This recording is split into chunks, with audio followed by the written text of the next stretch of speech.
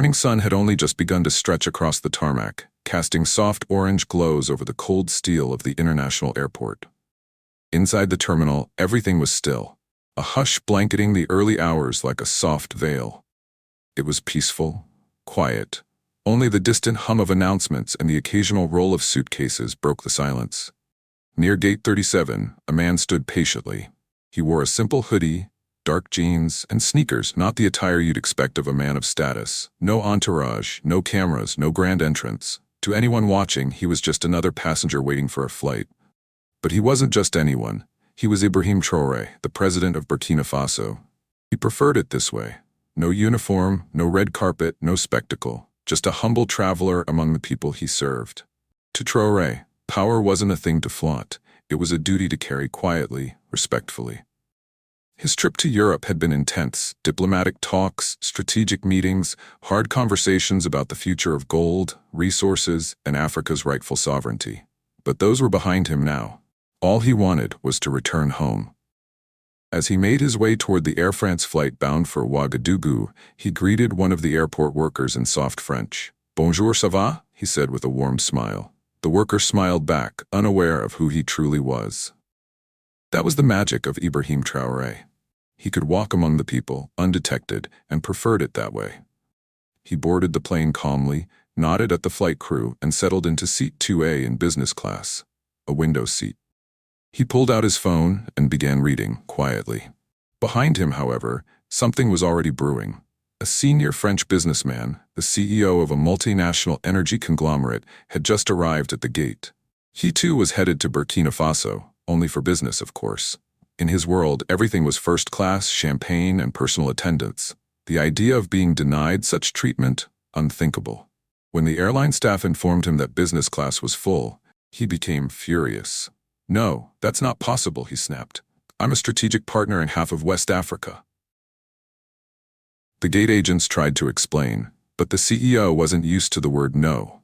He paced impatiently, phone in hand, assistants behind him. Eventually, one of the staff radioed in for help. A senior flight attendant arrived, tall, thin, and dressed immaculately in Air France uniform, Claire. Her smile was rehearsed, polite but cold. She walked onto the plane to resolve the seating issue. She scanned the business cabin with clinical eyes. Then her gaze stopped on Traore. A black man, alone, no assistant, no expensive watch, no apparent authority. She approached. "Bonjour, monsieur. May I see your boarding pass?" Traore nodded and handed it to her without hesitation. The seat number was correct. Still, something about him didn't sit right with her. Perhaps it was unconscious bias, or perhaps something deeper, a belief that people who looked like him didn't belong in seats like that. Moments later, she returned. "I'm sorry, sir," she said, tone polite but sharp. "We may need to relocate you to economy. It's just a small adjustment." There it was, subtle but unmistakable. Traore looked up, eyes calm. "And why me?" he asked. "No reason," she replied, "just for operational convenience." "A guest more important than me?" She didn't answer, just smiled. But Traore didn't raise his voice. He didn't argue. He simply said, "No, I will remain in my seat." Claire blinked. She wasn't expecting resistance. Certainly not from him. She leaned closer. "Sir, I insist. It's for the smooth functioning of the flight." Still, Traore did not move. "If it's operational," he said, voice unwavering, "why choose me and not anyone else?" Passengers began to shift in their seats. Eyes glanced over, some ears perked up. Claire walked away, visibly irritated. She whispered to a colleague and then tried a different approach. Ask another black man to move. Then another. Each one looked confused. Each one hesitated, until finally one of them asked, "Why me?" That's when Traore stood. "Enough." The cabin hushed. "You are making decisions based on skin, not on tickets. That is discrimination." Claire's smile faded. "Sir, please don't cause a scene." He met her eyes. "I am not causing a scene. I am holding you accountable." Still, she did not know who he was. At that moment, the CEO finally boarded. Claire greeted him with lavish attention, champagne in hand, bowing slightly as he passed. He strutted to his seat like a king returning to his castle. He didn't even glance at Traore. But Claire was unsettled. She avoided looking at him now. Something in his stare had unnerved her. Calm, quiet, powerful. Mid-flight, she returned to him. "Would you like anything to drink, sir?" "Water is fine," he replied. No smile, no warmth, just civility. The hours passed. Most passengers slept, but Traore remained awake, gazing out at the clouds. He didn't fume, he didn't plot revenge, he simply waited, because he knew what was coming. As the plane descended into Ouagadougou, whispers began to ripple through the cabin.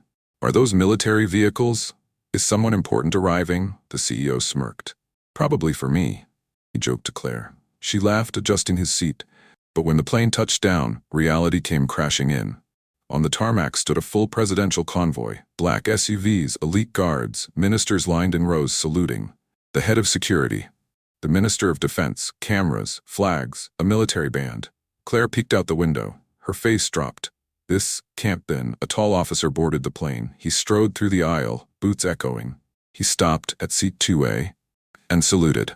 Monsieur le Président, welcome home. The cabin fell into stunned silence. Claire gasped. The CEO froze. Traore stood, calm, silent, dignified. The officer turned to Claire and the CEO. You two are being detained for questioning, he said. You've insulted the head of state on national soil. Claire stammered. Wait, no, I didn't know. I was just doing my job. The officer didn't blink. You didn't need to know who he was. You just needed to treat him like a human being. They were escorted off the plane in handcuffs. Passengers stared in disbelief.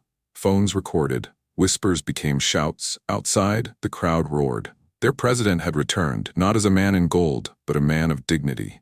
And now, the world would know. Back in the capital, Traore addressed a small press gathering. In Burkina Faso, we do not judge a man by his skin or his money. We judge by his heart, by his humility. That is the new Africa.